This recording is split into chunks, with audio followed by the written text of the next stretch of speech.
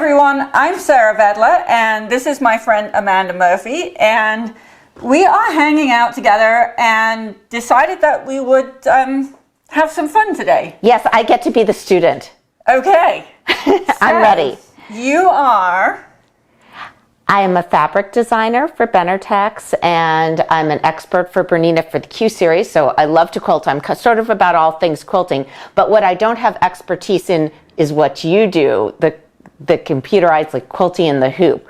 So I was in the area, I was in Arizona, and I get to come play. I'm so excited that you're here. So I get to give Amanda a lesson on how to do machine embroidery applique, which is the love of my life and what I specialize in. So are you ready? I think I'm ready. You know, I'm like a lot of people who follow me, they want to know exactly this. So I'm going to be the student. Okay, let's go then. Okay. So I have been playing with your Posies quilt, and we've actually designed it for machine embroidered applique. And we're going to start out with a super simple project, which is the little flower from the Posies quilt. And I've created it so that we stitch it out as a little coaster. Really quick and easy, and actually really gorgeous as well. So, are you ready to get started? I'm ready. With this? Okay, so I have a piece of background fabric, and I'm putting a piece of batting in there as well. Okay. And I've got the batting and the fabric together, so that's pretty much one piece. I'm just going to consider that as one piece. It's not fused or anything. It's just it's just laid on top. Okay. And the static is holding it together. Okay. So then we've got the applique shape for the flower and the applique shape for the center of the flower. These guys over here, I've got a ring, and this circle is going to go on the back. It's going to be a circular coaster. No hand stitching anywhere, no sewing machine stitching. It's all done in the embroidery hoop. Okay. And I've selected some threads. So thread-wise, I've got a thread that goes with the background. Okay. And we're going to do a little bit of echo stitching around the applique shape. Okay. I've got a yellow to go with the center, and I've picked 3 blues to go with the blue fabric. So we're actually going to do a satin stitch outline in this, so it's going to give it a really nice finish. We've got a lot of detailed pattern stitching on this particular design, and I really want it to show up, so I'm going to use the dark one, and we maybe use the light one for just a little bit of accent. Okay, I like the contrast. Yes, I like the contrast too. I've stitched this design out with a matching thread for all of the detail stitching, and it's very subtle, and it was a little bit too subtle, so we're going with a little bit more. Yeah, why not try that on camera? Yeah, we should take a risk. Exactly. You all should see. I thought I had a good stash of Aurifil threads, but you take the title. Sarah's stash of Aurifil thread is just amazing. We use a ton of thread. I bet you do. Because for machine embroidery, the amount of thread that you're going to be using versus applique with a blanket stitch around it, if we're putting a satin stitch, or I love candle wicking as well. And so the machine embroidery tends to be very thread consuming. That makes sense. Which is why I also have 3 machines. So typically we have 3 of everything. We have 3 of every color, right? Right, so for the 3 machines, of course. Of course, you need to have 3 machines. Yeah, but right now we're just going to be using this one. Okay. And I'm just going to step over here. So I've got the design loaded up. I've got a piece of stabilizer in the hoop. Usually I use a medium weight tearaway. Okay. For this particular project, you could put a heavier weight in because it's going to be a coaster, and so the extra stiffness is okay. But tearaway is usually my key. Okay. And this is just an oval hoop for the coaster. Yep, this is the Bernina large oval hoop. It is plenty big to stitch the coaster in. So I always hoop the stabilizer. I never hoop fabric. Okay. Never hoop fabric. So I need a placement line that tells me where to put the fabric, right? So we want the background fabric going down, and I'm just going to move this lot out of the way just a moment. I usually use my cutting mat to give me a guide for how to get this position. So I've got the... Oh, I never thought to do that. I've got the circle here, and you can see through the stabilizer, right? Right. So I now know that I can put that there, aligning it with the grid lines that I'm fully covering the shape, okay? And now I'm going to use some Scotch Magic tape. You should have stock in magic tape. I know. I use a lot of Scotch Magic tape. I never thought to use it until Sarah told me one day.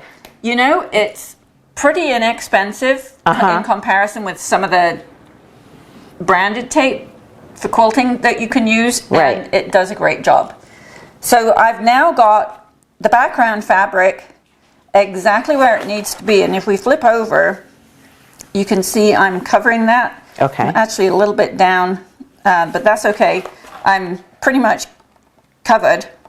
And so now I'm going to go to the embroidery machine, and it's going to give me a basting stitch to hold my background fabric in place.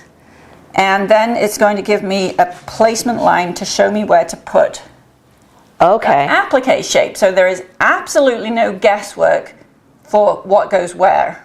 And you cut this with the digital fabric cutter this morning. Yes, I cut this using the Brother Scan and Cut. But That's my I favorite. guess your patterns probably also include the tracing if someone... We have SVG files. So that's for a digital fabric cutter. For the digital fabric cutter. We also include FCM files, which are specific to the Brother Scan and Cut. Okay. And we include printable templates. So you can print the applique template, trace it onto your fusible webbing, apply it to the back of your applique fabric, and cut it out with a pair of scissors. And most of the time we also include Bernina cutwork files. Okay, that's great. So like if someone wants to just try it and see if they like the technique before investing in a digital fabric cutter, they can still do it. Yes, yes. What bobbin thread were you using? I use Superior Bottom Line. Let me grab that here, which is a 60 weight polyester thread. It comes in gazillion different colors. The color that I like is number 619, which is this tan color.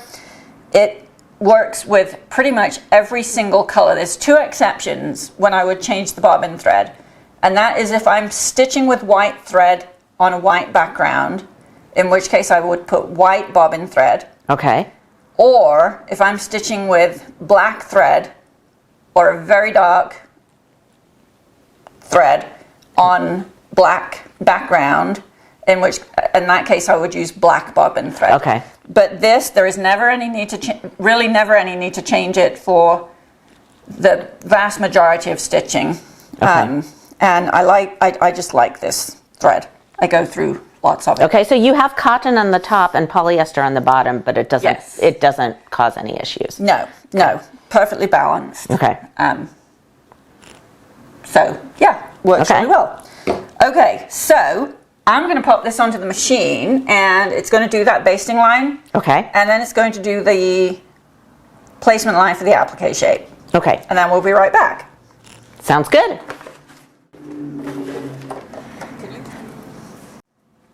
Okay. So that's the basting line that I was telling you about, and that is the placement line for the applique shape. Okay. I got my little mini iron here, and I'm going to take the backing paper off the applique, and that is an exact fit for the placement line. Now we just get that fused in place. So you press it, you don't go back and forth, you press. Just press straight down there, so that it doesn't shift around. What type of fusible paperback, there's a lot of brands out there, what type of paperback fusible web do you usually use? I use Heat and Bond Light. Okay. I find that, especially with the digital cutting machines, it works the best. Okay. I leave the backing paper on and Okay. cut backing paper down, and I just get really good cuts. Okay. But the Heat and Bond light, because I find that has actually got the best backing paper on it. Okay. That sticks to the fusible, whilst you're actually still working on the cutting. Okay. Okay, I am now going to stick this back on the machine, and the next color up is all of the detailed stitching around Okay. the flower. So I'm actually going to leave that same darker colored thread that I've already got on there. Okay. And it's going to just do a bunch of stitching, and then I'll change the color when the machine tells me to for the satin stitch outline. And at some point it's going to give me a placement line so that we can put this guy right in the middle. Okay. So we'll be back Sounds good. when that's ready.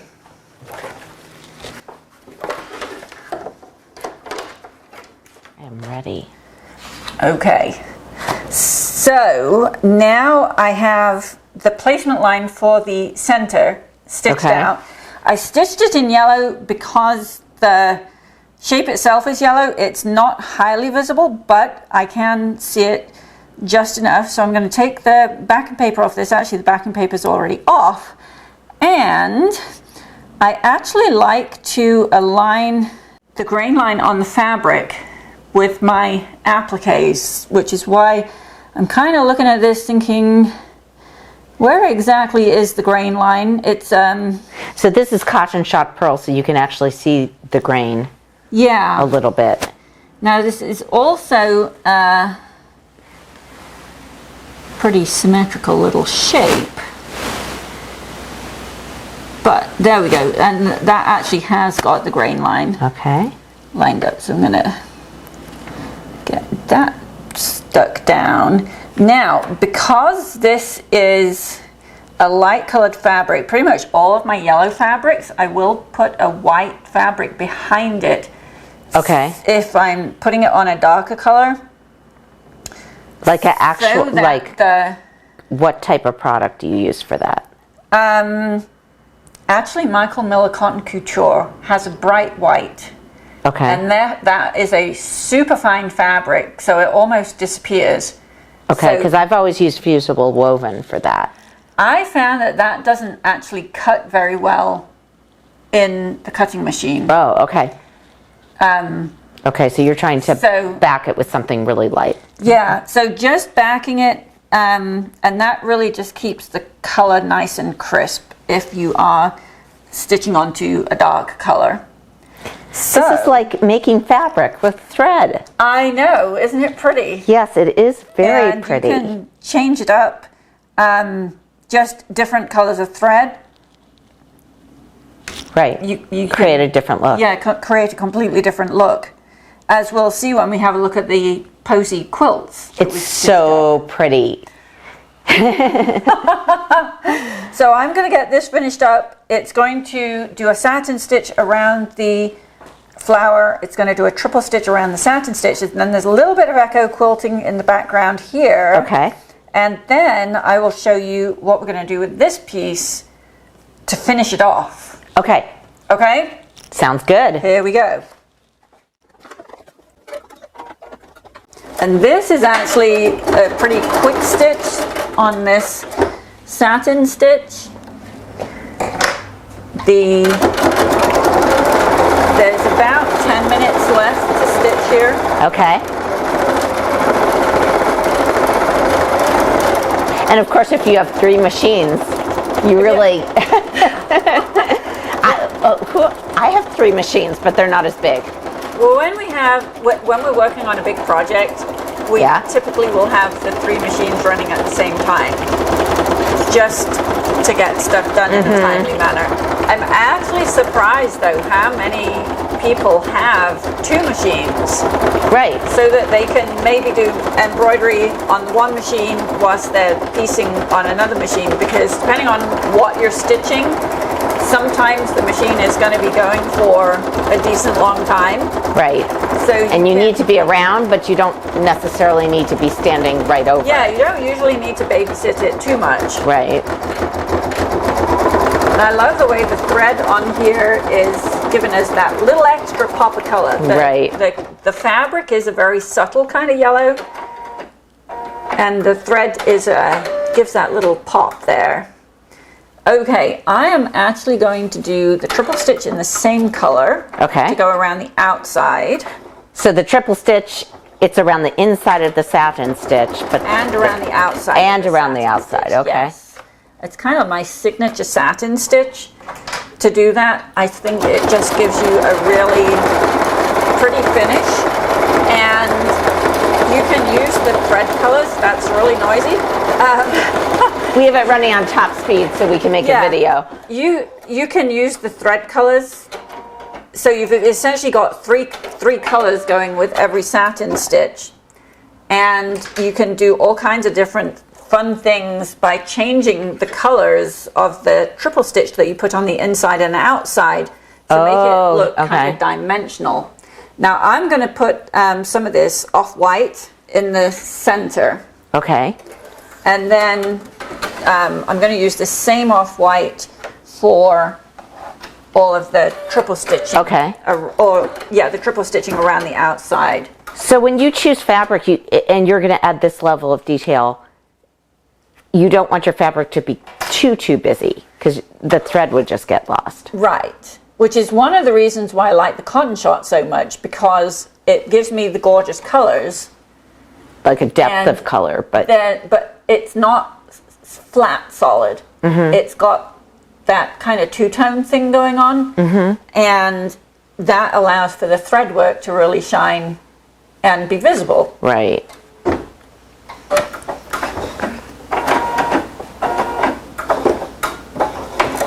So this is going to be a really fast triple stitch here.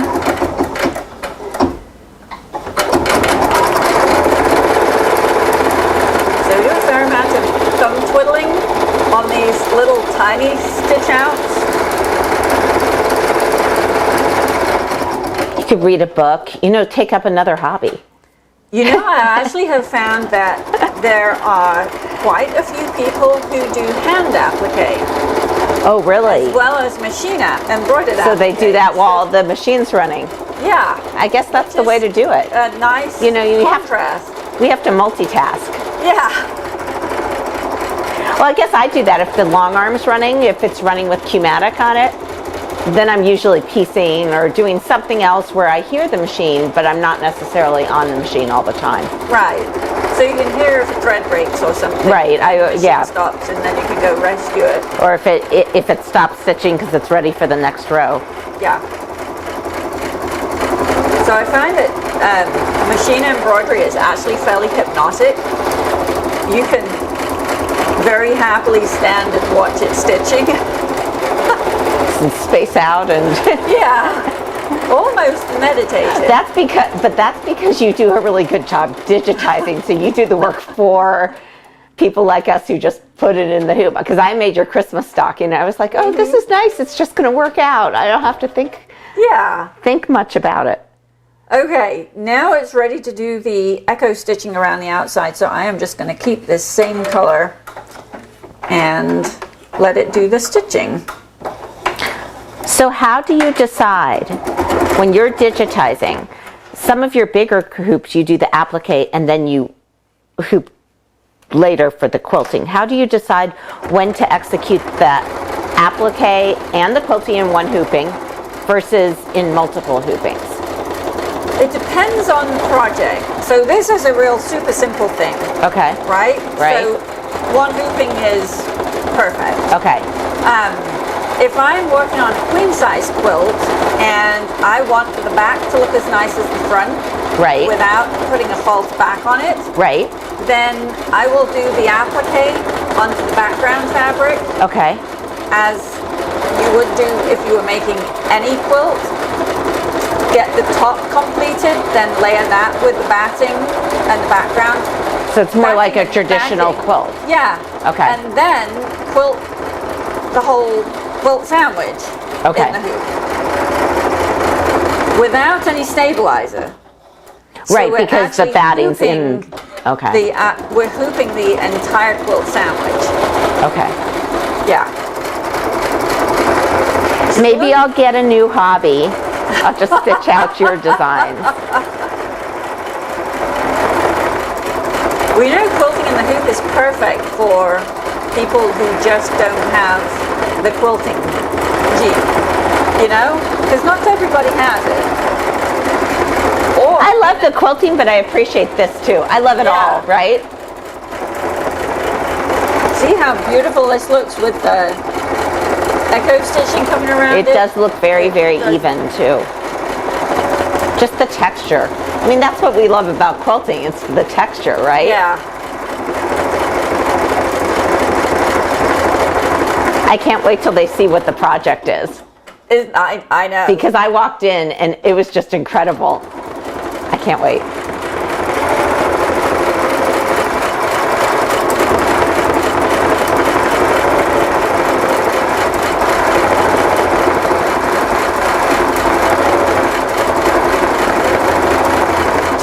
On Sunday afternoon watching an embroidery machine.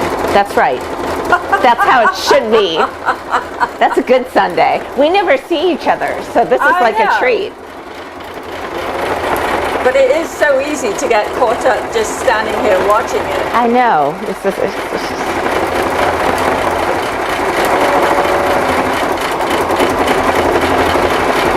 Well, and I like the size of this because it feels like something you could literally do in an afternoon. Yeah. Like a few of them even. Yeah. Especially if you weren't setting up lights and filming yourself. Well, even, you know, if you have the longer hoop, so this is the large oval hoop, if you have the mega hoop, right, which is the long skinny, you could set up you could set up two of these to stitch at the same time. Okay. In one hooping. Okay, it's almost done with this echo stitch. Okay.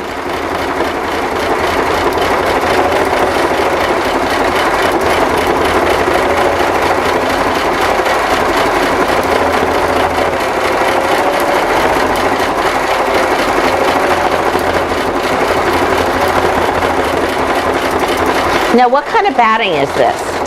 I use Quilter's Green Bamboo. I loved Quilter's Green Bamboo. That's my favorite. I love it. It used to be Orient. Right.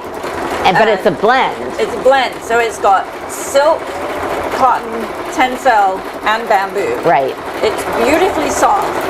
It's low loft. So it turns out that for quilting in the hoop, a low loft batting actually works much better than, say, a wool batting, right, which is a fairly high loft because it's going to get squashed anyway. Right. The other thing that is a requirement, especially if you're quilting and doing applique at the same time, is that the batting needs to be heat resistant, compatible. Okay. If you use a polyester batting and you fuse an applique shape in place, chances are the batting is going to melt, and that doesn't look very pretty. Whereas this batting, you can put a hot iron on it, and I use that a lot. So the fine. Quilter's Dream Bamboo, I like it. One, it drapes beautifully. It just and it's very even. It doesn't have a lot of thicks and thins. It's just very consistent. Even. And you could absolutely cuddle with it. Right. Just by itself. It's so beautifully soft. Right. So we've got so pretty the outline stitching done. I'm going to trim up just a couple of the jump threads here. And there's a couple more in there that I will leave till later. But that particular one is going to be under the next seam line. So now, in order to make this into a coaster, it's going to be a round coaster, I'm going to put a facing around the edges, which is why I've got my circle with a hole on here. I've actually got some fusible webbing on the back. Okay. I'm going to take that off. And we cut this earlier with the digital fabric cutter. Yes, we cut this earlier with the scan and cut. And again, I'm going to line up my grain line. I'm going to flip that there. It's sticky side up. And we're going sticky side up, so we want right sides together. the sticky is so that we can fold it over to the back. Okay. And we're going to have a really nice finished edge. Now, I do need to hold this in place. So I'm going to... Is this what you use for small pieces? Sometimes, like, at what point would you choose facing rather than binding? Little circles are a lot easier to put a facing on. Okay. Than to put binding on. I might finish it off with a satin stitch around the outside edge and stitch it on water-soluble stabilizer, the way that you did for the Christmas stockings. Yes, okay. But that takes a fair amount of time, and you need to use water-soluble stabilizer, which might not have on hand. That's, that could be a special Well, you would have purchase. that on hand. Right. Sarah also has an extremely large stabilizer stash, but I shouldn't even talk because my fabric stash is huge. We don't have a huge fabric stash, but we do. Right. I'd stock up on stabilizer and make sure that we have that, because if we don't have any stabilizer, it doesn't matter how much fabric we've got, we can't actually do any stitching. I get it. So now I've got this taped on. I'm going to put it back on the machine, and it's going to do 2 stitching lines. One of them is going to be the actual stitching line. Okay. And then the other one is basically a cutting line. Okay. So it's going to show me exactly where to cut to get this thing exactly as I want it. Awesome. Okay, so I'm going to use the same thread here that we've got on, because it's the same color as this. Okay. And because we're doing the facing and we're turning the edges, I don't want any thread to show. It's actually going to do the trimming line, the cutting line first, and then it will do the... Sarah came up with this project this morning while I was sleeping. I'm not a morning person, for those who know me. So she was down here working. When I came down, there were all these projects. It was amazing. I was just having fun. It's like my version of playing. Right. I get it. I just do it at night, not in the morning. I'm hopeless at nighttime. Mm-hmm. Anything I stitch after 9 o'clock at night, you can pretty much guarantee it's going to have a big bad problem. Yeah. That's okay. Last night we were geeking out over streaming software. Like the stuff we talk about, right? It's ridiculous. Okay. Yeah. We got a green check light here, which means we're done. Ooh. So I can take that off the hoop, or off the machine, and we've got that stitching line. We've got that longer stitch for the cutting line. So I'm going to take everything out of the hoop. And some of my sticky tape is getting stuck to everything. Let's pop that over there. I'll take that off. So that outer line, careful with the iron. the outer line has basting stitches and the inner line is a normal stitch length. Yes. Okay, I'm also going to take these bits of tape off, because we don't need them anymore. They are sticking to me all over the place.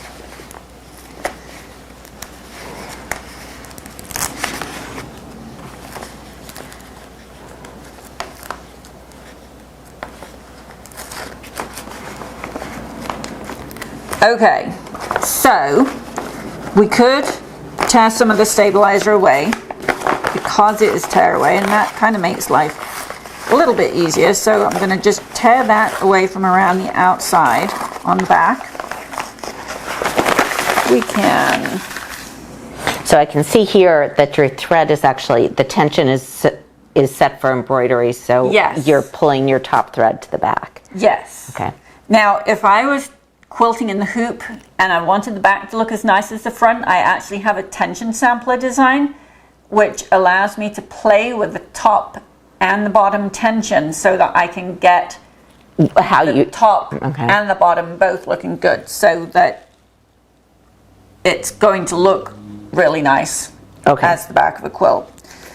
Okay, so now I am going to cut around the basting line. I could cut around the outside edge, but I prefer to have a narrower seam allowance. Especially in a circle. Yes. And by making this a slightly longer stitch, this is not the best pair of scissors for cutting through all of these layers. Okay, we'll go to the big pair. By having this slightly longer stitch, it actually, because we're cutting on the stitching line, it kind of helps that there's not 100 million little tiny pieces of thread. There's only 500,000.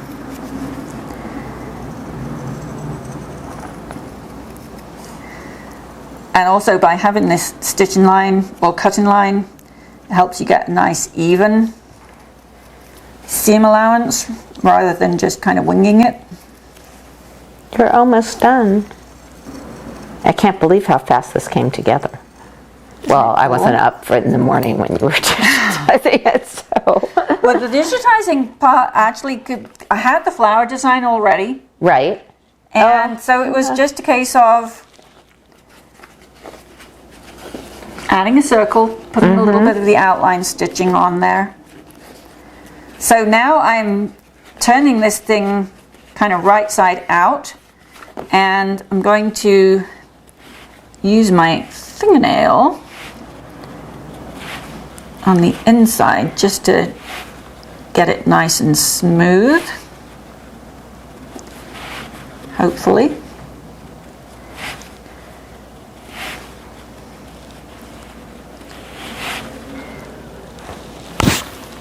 I think we've kind of gone all the way around. The nice thing about the Cotton Shop Pearl also is it has a little more body. Yes. Because of the pearl ink, but it works in this case. Yes. So I'm just giving it a bit of a finger press around here. Okay.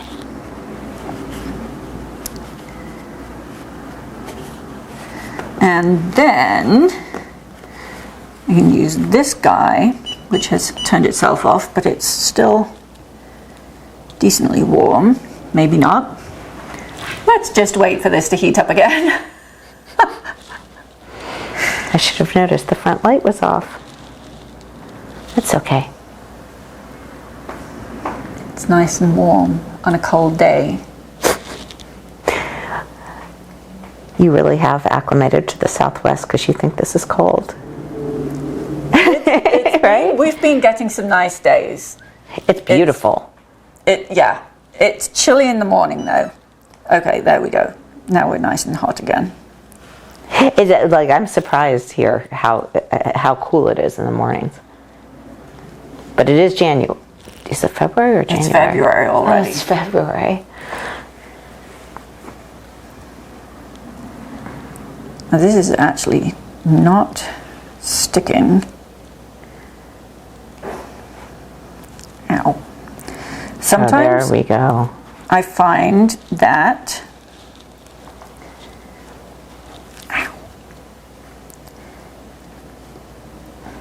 you have to melt it and then melt the fusible and then help it out. Help it out.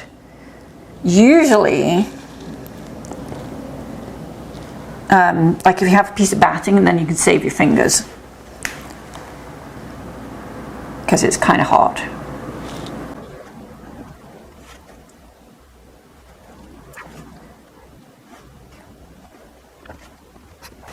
Okay, So pretty. There is one little coaster. And I have this piece here, which is a circle that is a little bit smaller than the main thing. And this also has an extra piece of white fabric on the back. Okay. For no other reason than we used it for another project. Okay. But it actually works really well. So I've just centered that on the back here. And we're going to give that a good press.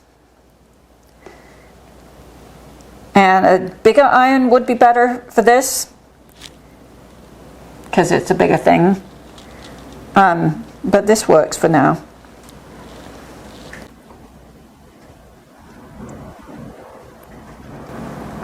Okay, I might give that another press with the bigger iron. I always say when I'm But- teaching, make sure you store your paperback fusible web in a cool place in your house. Don't put it out in the heat in your garage or something. Yep, that is not a good plan. Yeah, because 'Cause it's it really will melt here. right. It's really sensitive to Yeah. heat. That is amazing. Isn't that cute? It's really, really pretty. I love it. Good. You're going to give me a new hobby. Yay. Well, let's have a look at the bigger quilt. Let's show them. Okay, let me go get it. Okay.